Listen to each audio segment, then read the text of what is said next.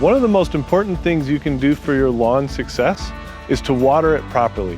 This is where we see most homeowners make mistakes. So I'm really excited to do an easy video series that you can do a little bit of learning that's going to make a huge impact on your lawn. Because even if you get the fertilization and weed control right, it can still have poor results if you do not water properly. The first thing you need to do in knowing how to water your lawn properly is to understand what soil type you have. There's a lot of different types of soil out there, but there's three main ones. There's sand, there's silt, and there's clay. So I have two core samples here, one of a sandy soil, one of a clay soil, and I'm going to show you how you can take a sample of your own lawn without this fancy soil probe here. So the first one that I'm going to go over, it's a clay soil. See how this sticks together? But the biggest thing that you can do is just get a little bit of it in your fingers and you'll just notice how smooth it is. There's no real coarse granules with it or anything like that, and it just kind of rubs off on my fingers just like that. Okay, so that's a clay soil. If you have that type of soil, we'll have a specific watering advice for you. The next type of soil here, we have sandy soil. So one, you can see how that just falls apart. This is very sandy soil, and when I rub it together, I feel those coarse granulars in my fingers. I can feel it. That's the best way to tell the soil, is to feel it. All right, so you don't have a fancy soil probe at home. So this is what I do when I go on a home lawn and I'm checking soil type, is I take up a knife like this and I just cut a triangle out of it and I just pull a piece of it up, okay? So this is a silt soil. A silt is kind of in between a clay and a sand. And you take this, you can feel that there's some smooth stuff, but as you get to the end, you start to feel a few granules in there, okay? And see how it doesn't stick together quite as much as the clay soil does? It's a little bit looser. So that's a silt soil. So you figured out what soil type you have. So I want to give you watering advice based on the specific type of soil that you have. So first is clay. Clay holds on to that water a lot longer than the silt and sand soil do. So I really want you watering about 3 times a week, but longer and deeper. Fill that soil up with that water each time you water. So what do you do for silt? Silt is a little bit mix of both. It drains a lot better than clay, and it doesn't hold on to the water quite as tightly. So I want you watering about 4 days a week. So what do you do with sand? Sand that is porous as the one that I showed you there. You need to water every day, sometimes multiple times a day, because when you do water, it just drains right on through the soil profile. But this is in general, if you don't get rain for the week, that's how many times a week you need to be watering depending on your soil type. So why did I not give you amount of time to water your lawn in the last video? The main reason is because every system is different and I can't give you blanket advice. So I'm going to give you a tip so that you know for your system what's right. So the first thing is how do you know that you have enough water in your lawn? I want to give you a screwdriver test. It's a simple test you can do. You need a screwdriver with about a 4-inch tine on it. And you should be able to, after, about an hour after you're done watering, or even halfway through the day after you're done watering, you should be able to go out with this screwdriver and easily stick it into the ground. There shouldn't be much resistance at all to that. If you can do that, you have enough moisture in your lawn. On the flip side, how do you know if you've watered too much? Well, if you go out about a half hour after you're done watering and you're still walking around your lawn and you feel that squishiness and you hear that squishy sound of water on top of the ground, that means you're probably watering too much and you need to back off. So you need to land your timing somewhere in between those two extremes. Okay, so we've gone over soil type. We've gone over how many days a week to water your lawn if there's no rain. And then we've gone over how much to water your lawn. So the next thing is, when do you water your lawn? And the answer to that is in the morning. Just before or at sunrise is by far the best time to water your lawn. And why is that? Well, in the morning, your lawn wakes up and it actually starts using energy, and that's when it starts using water. Believe it or not, at night, your lawn doesn't use water at all. But you know what does use water is disease. And so if you water at night or through the morning when the sun's not up, all you're doing is encouraging disease for your lawn. So that is the best time to water your lawn My recommendation on the type of controller is called a Hunter HydroWise controller. I feel like it's the easiest to use. You don't have to go with that, but that's my recommendation. So the first condition that's going to cause a homeowner like you to make needed adjustments to their irrigation time is really kind of a common sense one. It's rain.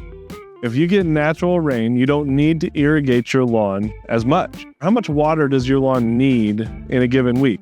Well, the answer is between 1 inch and 1.5 inches. Okay? To get 1 inch to 1.5 inches of water throughout the week, you may not even need to turn it on at all if it's through multiple days. Here's what I want a homeowner to know is that if you get 1.5 inches in one day, let's say you get 1.5 inches on a Monday, by the time you get to Friday, you may need to start watering your lawn again. It does kind of depend on conditions that we'll go over later in the next several videos, but you need to stay on top of it as a homeowner. I promise you the effort's worth it. So all the stuff that we're talking about, it's worth it because this is one of the biggest game changers you can have on your lawn is getting it right. So that's the first step. If you get natural rain, you can turn your irrigation system off if you got enough rain. Okay, so the next adjustment you're going to need to make for your irrigation system is going to be based on temperature. Here in Indiana, we have what's called cool season grass. Cool season grass loves the temperatures between 65 and 80 degrees. It thrives in it. But the problem is once you get above 85 degrees for a prolonged period of time, the grass starts to get tired and it gets weak. And so I'm going to suggest something. And it's a lot like what our bodies do when we get hot is we sweat. And that evaporation actually cools us off. So I'm going to give you what's called a syringe cycle. I want you to do a syringe cycle. That basically, it's not a cycle that waters the soil, but it puts water on the grass blade and then it evaporates and it cools the plant off. When's the best time to do this? About 3 p.m. in the afternoon. That's usually the hottest part of the day. And so if you do a short 3 to 5 minute cycle where you get just a little bit of water on your lawn, it's going to evaporate. It's going to bring that temperature on your lawn down for about an hour.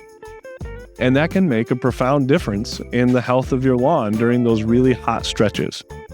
So there's another condition that's going to cause you to adjust your irrigation system, and that's humidity, and that's what we're going to talk about next. So what does humidity have to do with how I water my lawn? Here's the thing, like in Indiana, when all that corn is at mature levels and we get those days, hot days and the dog days of summer, where you walk outside in the morning and it already feels gross, I want that to be kind of like an alarm bell for you that you say, you know what, I'm going to turn my irrigation system off for today. Because here's the secret. Your lawn's not really using any of that water on that day. All of its biological processes have slowed down and it's just kind of standing still. So any water that you add to your lawn during those days, it's just going to sit there and be a breeding ground for disease. So this is a caveat to all the other watering advice that I just gave you, is don't add water to your lawn when it's these super sticky, hot days. Just turn your irrigation system off and you'll thank me for it. So the last condition that I have where you might need to change the time on your irrigation system is dry, windy conditions. All right. So usually in the fall, it's not as big of a deal, but late spring and throughout the summer, on those days that it's like the sun's shining bright, you're kind of dry, you might need to put chapstick on your lips, and the wind is just constantly blowing all day. Those are days that your lawn is actually going to get pretty stressed. And here's why. Because that wind acts like basically like a straw for the soil, and it just like sucks that moisture right out of the ground. Your lawn is using a lot of energy on those days, and so it's just pulling that moisture right out of the soil. So you may need to add an additional cycle throughout the day just to keep up with it. All right. This is really hard for a homeowner because it's hard to recognize these conditions. So this is kind of on the heels of another part that I need to tell you, and that's about how to stay vigilant with your lawn. I want you as a homeowner to know that you can do this. It takes a little bit of vigilance. It just takes observing your lawn. If you start to see a weak spot, a spot that's not growing as much, it's maybe turning a little bit brown, do the screwdriver test in those areas. See if there's moisture, or better yet, take that knife and cut out a triangle and actually feel the soil. It's gonna make a big difference, because if you can stay on top of it, your lawn is gonna be a huge step ahead of your other neighbors, because you actually know what you're doing when you're watering your lawn. So this is the last piece of advice that I have for you. What I want you to do as a homeowner, if you have an irrigation system, is in the month of April or May, have a professional go through your system every year. Not all the parts of an irrigation system are designed to last forever. So I want you to get that professional and tell them you want them to go through and make sure every pop-up is working correctly, every rotor head is working correctly and turning the way that it should. Because here's what we see very often on lawns, is that we get to later on in the season and we get into a drought condition. And that's when the homeowner finds out that a zone isn't working, or that there's a head not turning, and parts of their lawn start dying. And here's the really bummer part. If you don't do it at the beginning of the year, irrigation guys, when there's a drought going on, they are busy. Sometimes they're backed up for 2 weeks, and you can't get one to come to your lawn to actually fix what's going on. So do it early in the year. Make sure that they do a good job, and find one that you trust. So that's all that we got for our watering advice. There is so much more that we can go over, but I promise you, if you take the advice that we've given you in these videos, you are going to see major results in your lawn. Here's to a great growing season for you, and I really hope all of this has helped.